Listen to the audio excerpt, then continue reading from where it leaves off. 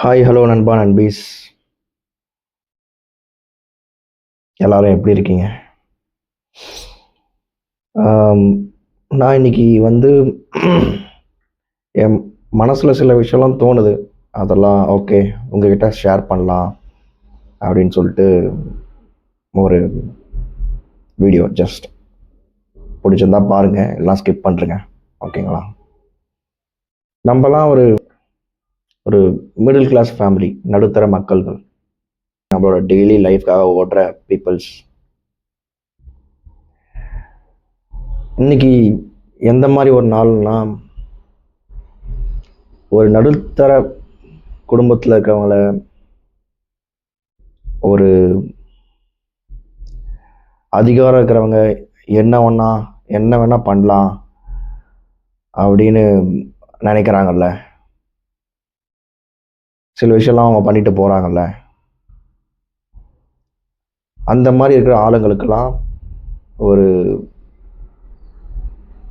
ஒரு ஜஸ்டிஸ் கிடைச்ச நாளாக நான் இது பார்க்குறேன். 2020 நம்ம எல்லாருமே இதை ஃபேஸ் பண்ணியிருப்போம். 2020 கொரோனா லாக்டவுன், எல்லாரும் கொத்து கொத்தாக செத்துட்டு இருந்தோம், கஷ்டப்பட்டுட்டு இருந்தோம், வேலை இல்லாமல், நிறைய ஃபினான்ஷியல் ஸ்ட்ரகிள்ஸ். அந்த மாதிரி டைமில் யாராலையும் ஜீர்ணிக்க முடியாத, யாராலையும் மறக்க முடியாத ஒரு துயர சம்பவம் நம்ம சாத்தான்குளம் ஜெயராஜ் மற்றும் பெனிக்ஸ் அவங்களோட லாக்அப் டெத். ஒரு சாதா மிடில் கிளாஸ் ஃபேமிலி, நடுத்தர மக்கள். அவங்க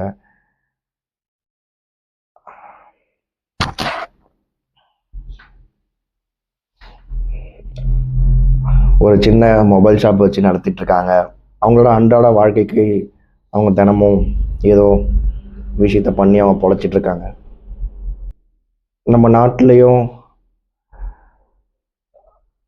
நிறைய சிஸ்டம்ஸ் கவர்மெண்ட் ஏன் கொண்டு வருது, நிறைய ஸ்கீம்ஸ் ஏன் கொண்டு வருது அப்படின்னா, நம்மள மாதிரி மக்களை காப்பாற்றாதான்.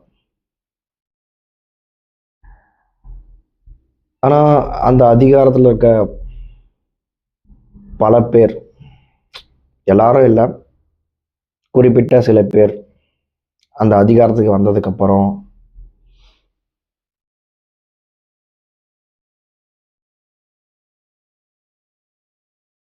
தான் தான் பெரிய ஆளு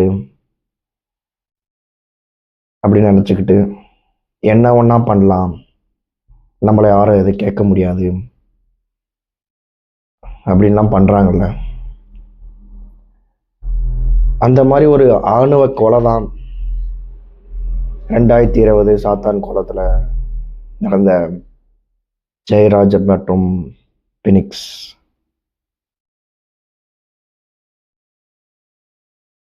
6 வருஷம் ஆச்சு அந்த 2 உயிர் போனதுக்கு.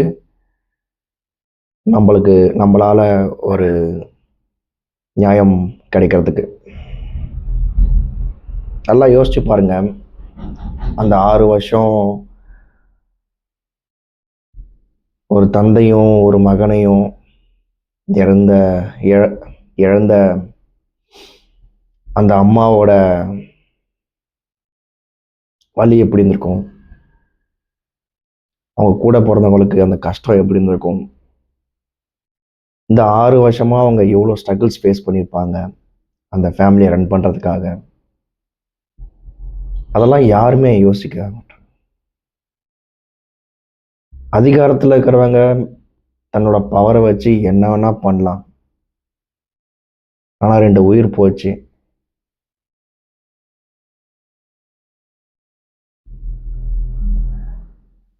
நம்ம எங்கேயோ நடக்குது இந்த விஷயம், யாருக்கோ நடக்குது, நம்மளுக்கு என்ன ஆக போகுது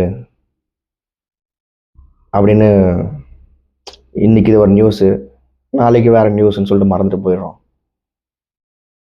அந்த குடும்பத்தில் ஒரு ஆளாக இருந்து நம்ம அதை யோசிக்கணும். 10 பேர், 10 போலீஸ், அதில் ஒருத்தர் கொரோனா தொற்றுலேயே ஒருத்தர் இறந்துட்டாரு. மீதி 9 பேர். அந்த 9 பேருக்கு இப்போது சிபிஐ விசாரணை எல்லாம் முடிஞ்சு 6 வருஷத்துக்கு அப்புறம் மதுரை ஹைகோர்ட் ஒரு நல்ல தீர்ப்பு கொடுத்துருக்கு.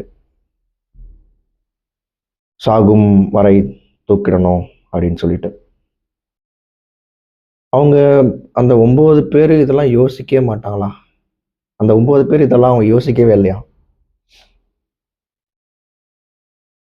நம்ம ஒரு 2 உயிரை அடித்து துன்புறுத்தி சித்திரவதை பண்ணி கொலை பண்ணுறோம். கடவுள் இதெல்லாம் பார்த்துட்டு இருக்காரு. நம்ம பண்ண தப்புக்கு தண்டனை கொடுப்பாரு. அந்த 10 பேருக்கும் ஒரு நிமிஷம் கூட அவங்களுக்கு அந்த மாதிரி ஒரு எண்ணம் வரலையான்னு எனக்கு தெரியல. ஆனால் இப்போ யோசிப்பாங்க. இப்போ அந்த 9 பேர் இருக்காங்கல்ல, அவங்க யோசிப்பாங்க. லாக்அப்பில் அவங்க இதுக்கப்புறம் வாழ போகிற நாட்கள் எல்லாமே சாவு என்னைக்கு வரும்னு நினச்சி அழுது அவங்க வாழ்க்கையை நரகமாக்கி தான் அவங்க மேலே போவாங்க. என்னன்னா, நம்ம கிட்ட ஒரு கருத்து சுதந்திரம் இல்லை. எனக்கு இந்த பிரச்சனை இருக்கு, நான் இவ்வளோ கஷ்டப்படுறேன் அப்படின்னு சொல்லி போயிட்டு ஒருத்தர்கிட்ட அதிகாரம் இருக்கு, அவர் அதை சார்ட் அவுட் பண்ணுவார்னா அவர்கிட்ட போய் சொல்ல முடியல. அவங்களே நம்மளை ஏறி அடிக்கிறாங்க.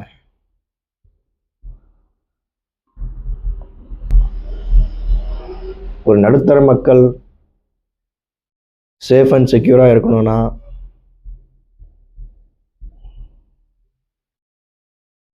அதிகாரம் உள்ளவங்க நம்மக்கிட்ட ஃப்ரெண்ட்லியாக இருக்கணும்.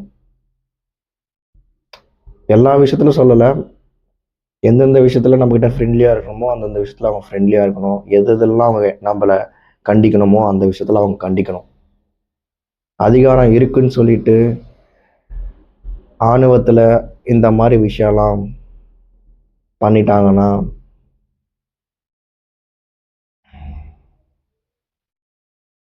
என்னைக்குன்னா ஒரு நாள் அவங்களுக்கும் இது நடக்கும்ல.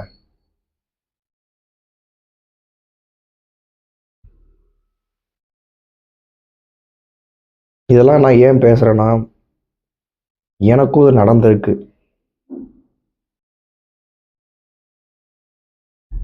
அதிகாரம் இருக்குன்னு சொல்லிட்டு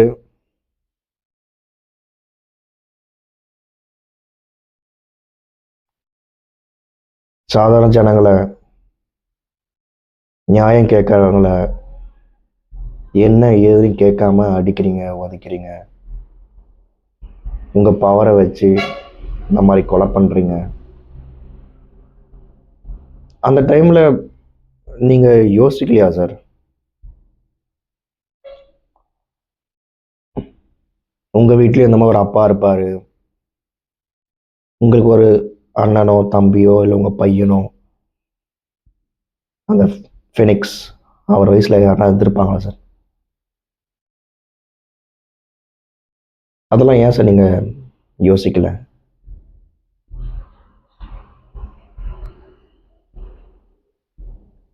அவங்க சரி, ஓகே சார், அவங்க 2 பேர் இறந்துட்டாங்க. 6 வருஷமாக அவங்க குடும்பம் எல்லாம் கஷ்டப்பட்டுச்சு, எல்லாம் ஓகே. இப்போ நீங்கள் 9 பேர் உங்களுக்கு மரண தண்டனை கொடுத்துருக்காங்களா சார்? உங்கள் ஃபேமிலி என்ன மனநிலைமை சார் இருப்பாங்க? காலம் ஃபுல்லாக உங்கள் வீட்டில் இருக்கிறவங்க என்னோட அப்பாவோ, என்னோட அண்ணாவோ, என்னோட தம்பியோ, இல்லை என் தாத்தாவோ இந்த மாதிரி போலீஸ் ஸ்டேஷனில் அடித்து கொலை வழக்கில் ஜெயிலுக்கு போனாங்க, அவங்களுக்கு தூக்கு தண்டனை கொடுத்தாங்க.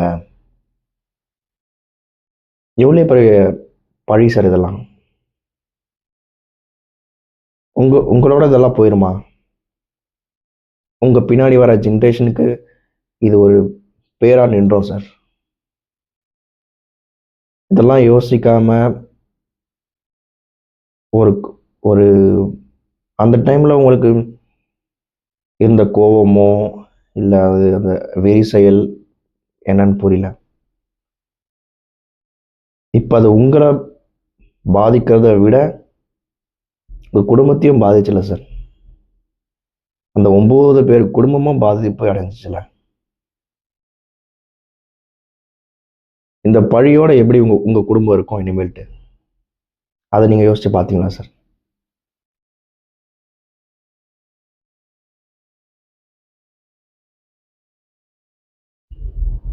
நம்மளை காப்பாற்ற,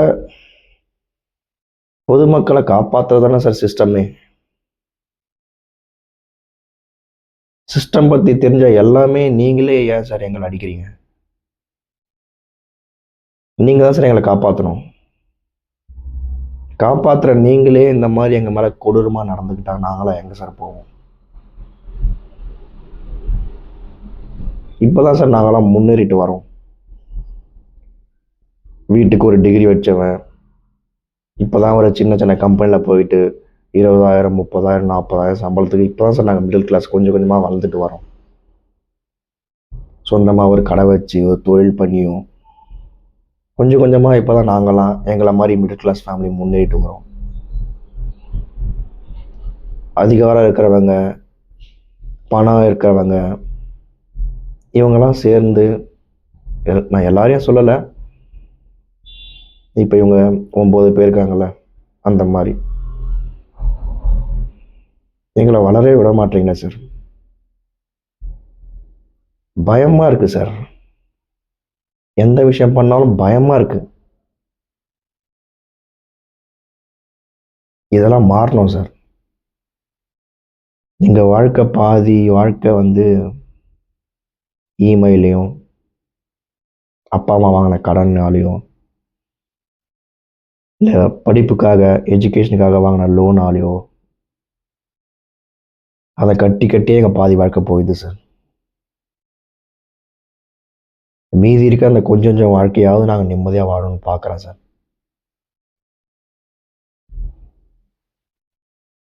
நான் மதிப்புக்குரிய ஐயா முத்துக்குமரன் அவரோட தீர்ப்புக்கு நான் நன்றி கடன் பட்டிருக்கேன்.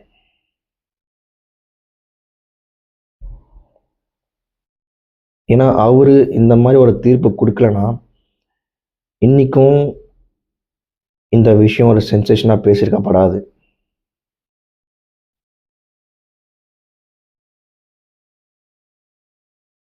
நியாயம் எப்படி இருந்தாலும் ஒரு நாள் ஜெயிச்சிரும் அப்படின்றதுக்கு இந்த கேஸ் நடத்திய சிபிஐ நல்ல உள்ளங்களுக்கும் இந்த தீர்ப்பை வழங்கிய ஐயா முத்துக்குமரன் அவர்களுக்கும் இந்த கேஸை நடத்திய அந்த லாயர் அவருக்கும் என்னோட மனமார்ந்த நன்றியை தெரிவித்துக்கிறேன்.